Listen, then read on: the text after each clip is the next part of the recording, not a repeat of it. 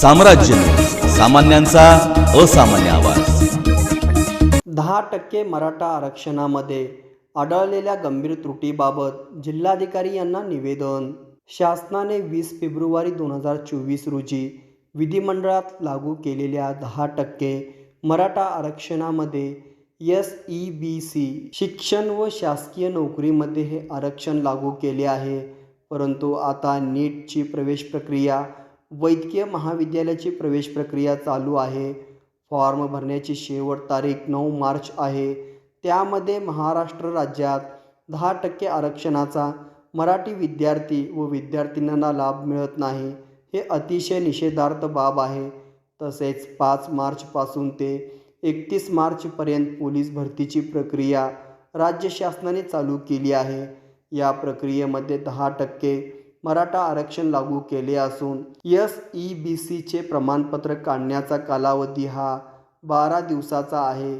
तसेच नॉन क्रिमिलियरचे प्रमाणपत्र काढण्याचा कालावधी हा पण किचकट व वेळखाऊ आहे।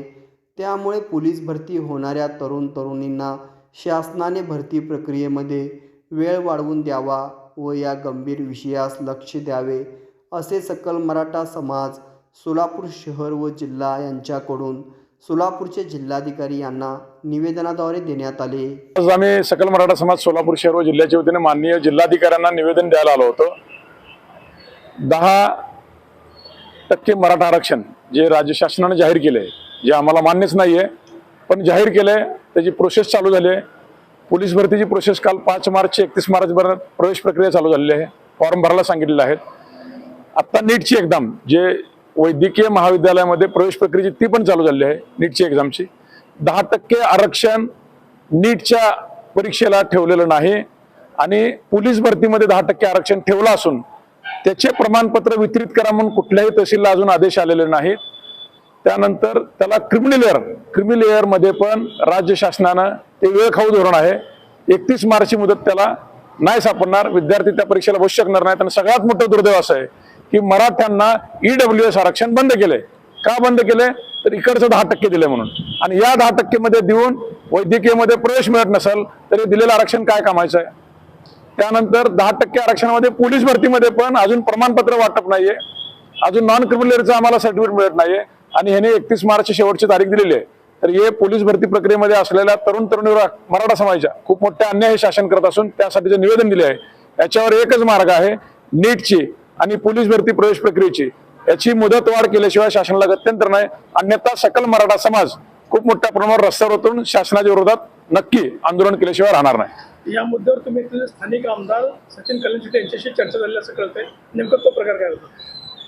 परवा एका वृत्तपत्राच्या वर्धापनदिनी आमदार सचिनदादा कल्याणशेट्टी भेटले होते। त्यांच्या कानावर हा विषय घातला, त्यांनी कलेक्टर साहेबांना हा विषय सांगितला, त्यांचं गांभीर्य लक्षात आलं।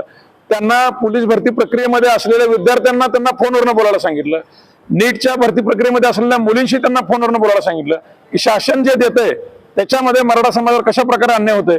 त्यांना ही बाब लक्षात आली। त्यांनी तातडीनं DCM साहेब माननीय फडणवीस साहेबांना त्यांनी फोनही केला, पण अजून त्यांचा काय पॉझिटिव्ह रिप्लाय आलेला नाही। त्यामुळे आज आम्ही कलेक्टर साहेबांच्या ही गोष्ट कानावर घातली, त्यांना हे निरीक्षर निवेदन दिलेलं आहे।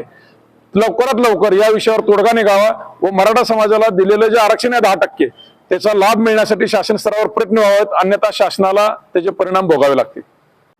निवेदन तर आता आम्ही कलेक्टर साहेबांना दिलेलंच आहे।